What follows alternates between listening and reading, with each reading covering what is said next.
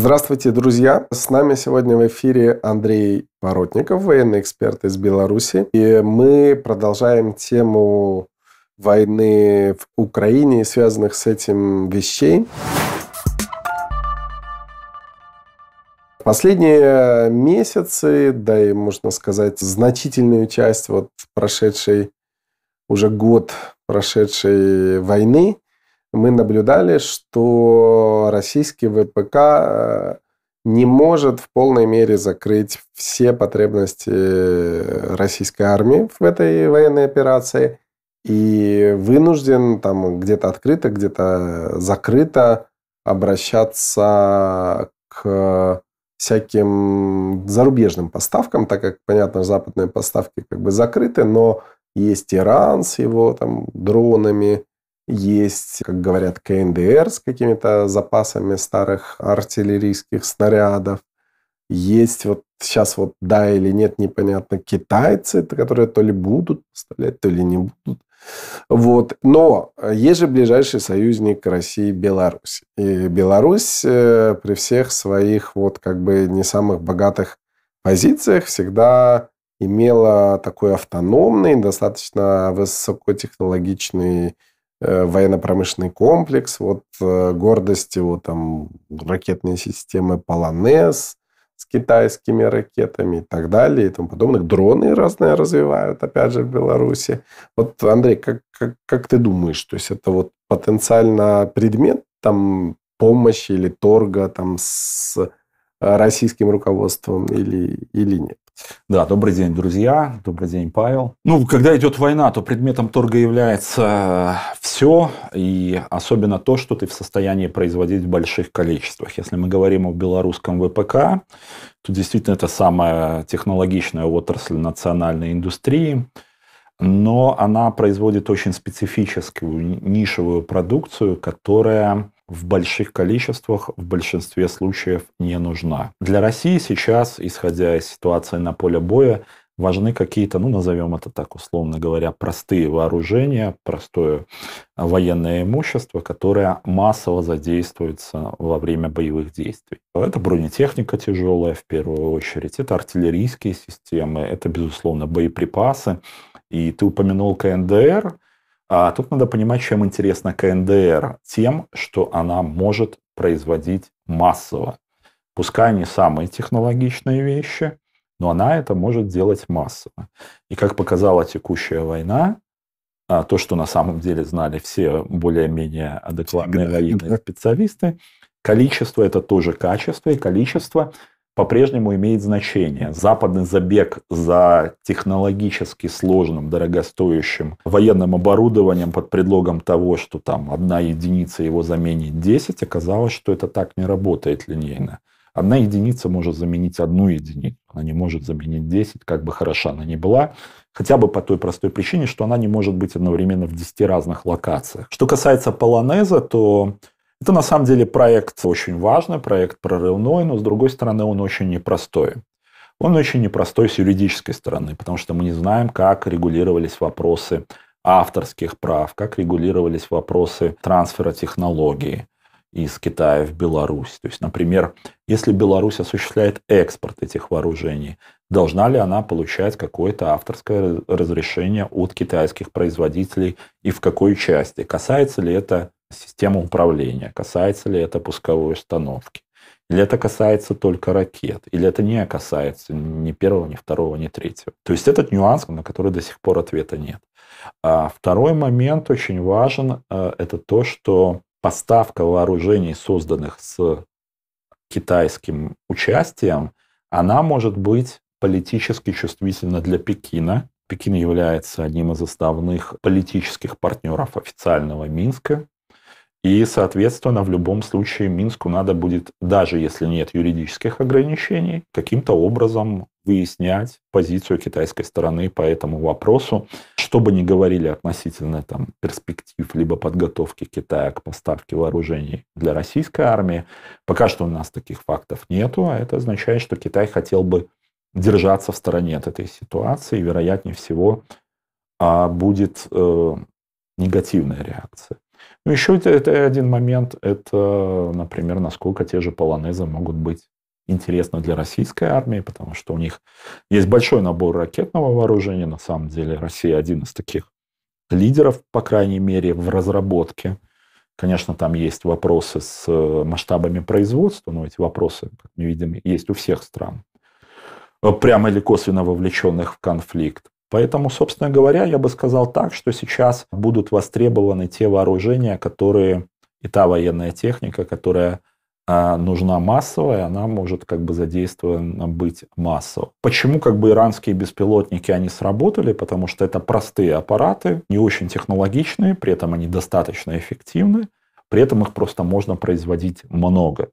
И мы видели, что когда поставки были большими, то есть когда Россия использовала одновременно большое количество этих беспилотников, они достаточно неплохо себя проявили. Хотя как бы и большая часть из них была уничтожена украинскими ПВО, но того, что прорывалось, хватало для того, чтобы натворить последствий будь-будь. Да, а вот Александр Григорьевич недавно заявлял в каком-то своем выступлении, что, в принципе, уже Беларусь созрела к тому, чтобы делать вообще самостоятельно военные самолеты, ну, пусть простые, там Су-25, штурмовик, но все-таки была так активная заявлена позиция. А насколько это реалистично? То есть я знал всегда, что у нас там даже несколько хороших этих авиаремонтных военных заводов было с советского времени, и работали, все время компетенции сохраняли, но достаточно ли этого? Нет, ну этого, безусловно, недостаточно, потому что у нас нету главного, у нас нету производства авиационного двигателя своего. Поэтому в любом случае самолет все-таки строится вокруг двигателя, и, соответственно, зависимость, скажем так, от поставок двигателей, в данном случае из России, она будет носить критический характер. Второй момент – это наличие рынка. Все-таки это бизнес-проект. Да? Если мы посмотрим на то, как развивалась российская авиация, военная авиация в последние 30 лет, то на самом деле история с возможностью восстановления производства Су-25 на российских авиационных Сейчас он в России не производится. Он последний самолет, если мне не изменяет память, был произведен в 1994 году.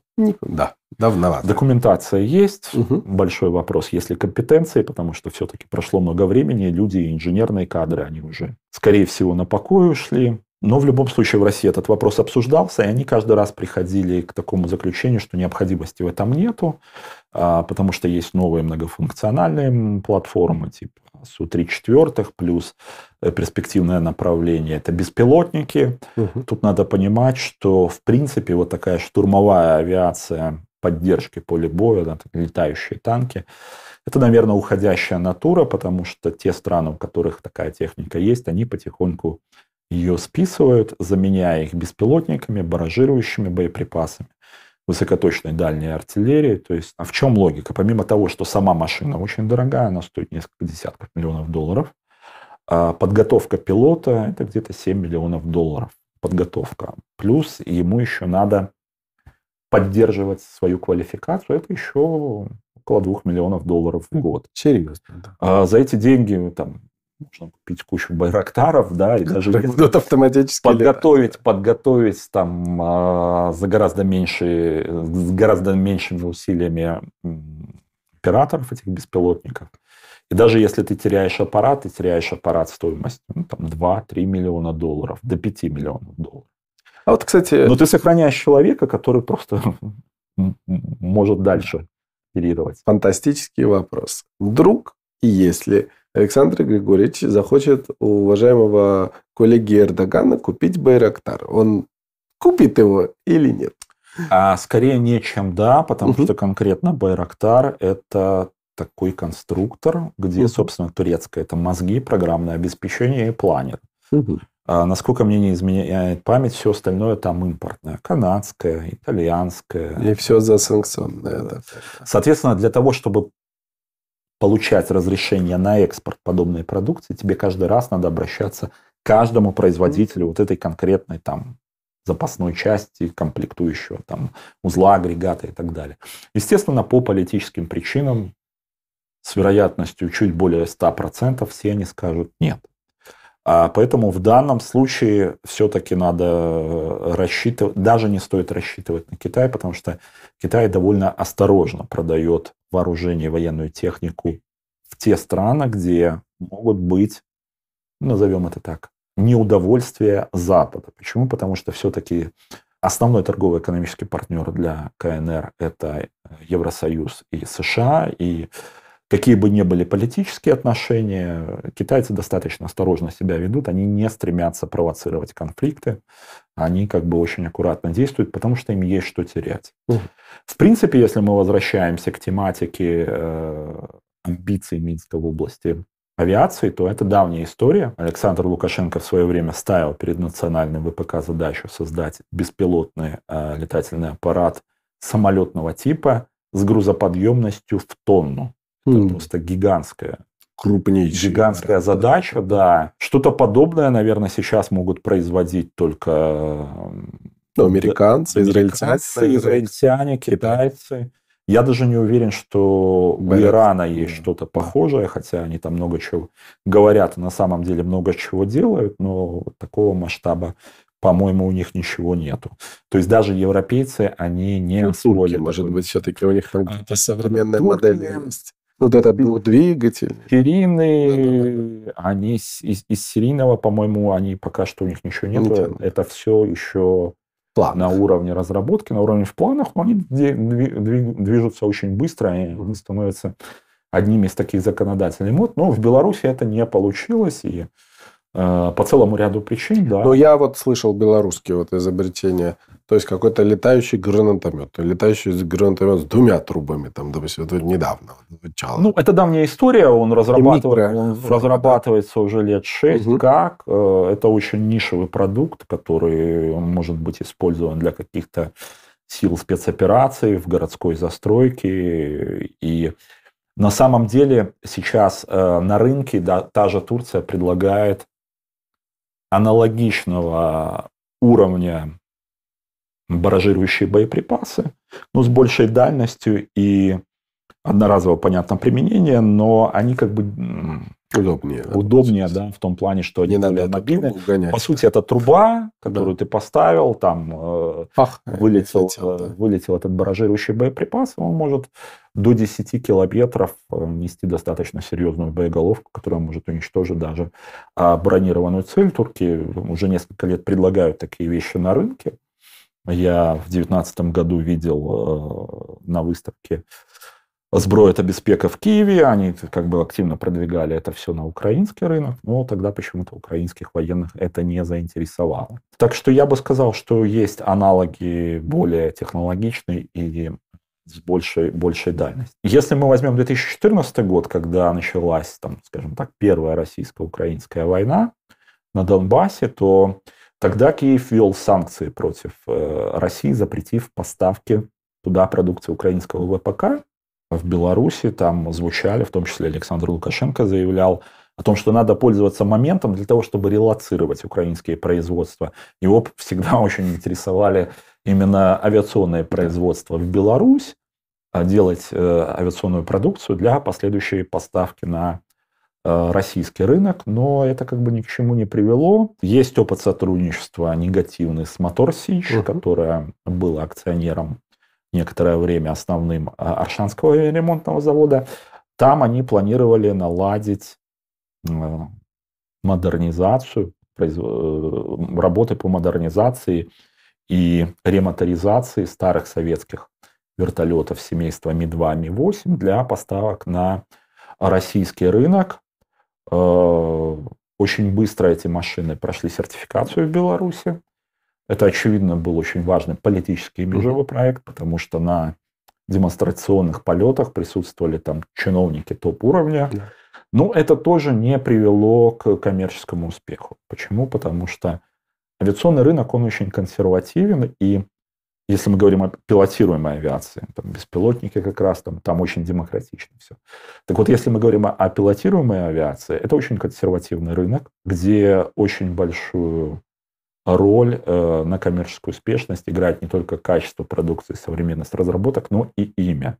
И прежде чем чего-то добиться, тебе надо создать там имя. Тут в этом плане интересен показатель Индии, которая тоже очень активно развивала и развивает авиационную промышленность, вертолетное производство. Так вот, они свои вертолеты дарили.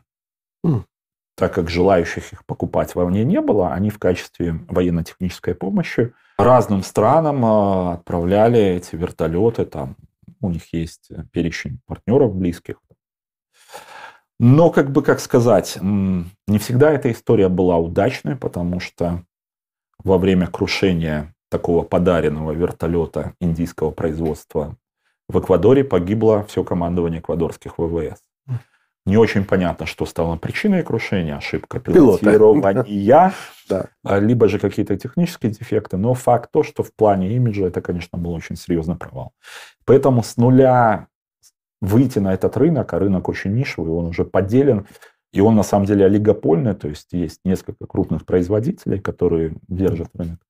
Для Беларуси, мне кажется, было бы практически невозможно. Но у Украины это не получилось, даже с учетом их компетенций, которые еще с советских времен были. Там. Та же история с производством АНов, она фактически умерла. Да, абсолютно. Так что, в принципе, вот какой вердикт можно дать в контексте украинского этого конфликта, белорусского ВПК? Вердикт, безусловно, Россия вернулась в качестве основного заказчика белорусского ВПК. Последние годы очень скупо сообщается о результатах работы, поэтому проблематично говорить вообще на самом деле об объемах производства и экспорта продукции. Но несколько лет Россия занимала 30%. Это иногда даже называлась цифра. Назывались разные цифры. Официально называлась 1/3. Неофициально от 25 до 40%. Но вот за 2022 год официально названа цифра в более 60% поставок продукции белорусского ВПК идет на российский рынок. Ну, опять же, не очень понятно, что мы имеем в виду под продукцией. Это является производство новой техники, это оказание услуг по ремонту и модернизации, потому что согласно нашей, скажем так, экономической классификации, не только производство абсолютно нового изделия, но и ремонт и модернизация уже существующего промышленного изделия идет в промышленное производство за счет. Либо это какие-то услуги, связанные с продажей техники из наличия. Информации очень мало, но сейчас Россия, конечно, остается основным клиентом для белорусского ВПК, и в том числе и в силу того, что возросло число заказов, идет война, но и в силу того, что политические ограничения, санкции, введенные против Беларуси, против многих предприятий белорусского ВПК, они оказывают влияние в том числе и на присутствие белорусской оборонной продукции на международных рынках. Спасибо, Андрей.